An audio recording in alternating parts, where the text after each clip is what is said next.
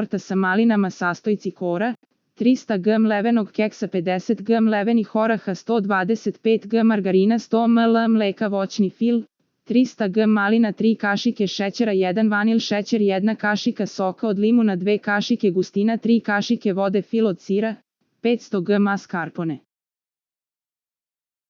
Sira 120 g šećera u prahu, 1 vanil šećer, 250 ml slatke pavlake, 2 krem fiksa ganas krem, 100 g bele čokolade, 120 ml slatke pavlake. Priprema: sjediniti mleveni keks i orahe, pa preliti rastopljenim margarinom i mlekom. Oblikovati koru u kalup prečnika 24 cm. Prokuvati maline sa šećerom i vanil šećerom. Gustin razmutiti sa vodom, pa sipati u ključalu smesu i mešati dok se ne zgusne. Prohladiti i preliti preko kore. Umutiti mascarpone sa šećerom u prahu i vanil šećerom, pa dodati umućenu slatku pavlaku sa krem fiksom. Fil rasporediti preko ohladjenog voćnog fila. Slatku pavlaku rastopiti pa preliti preko čokolade i mešati dok se ne rastopi. Prohladiti i sipati preko fila od sira. Ostaviti da se ohladi i stegne.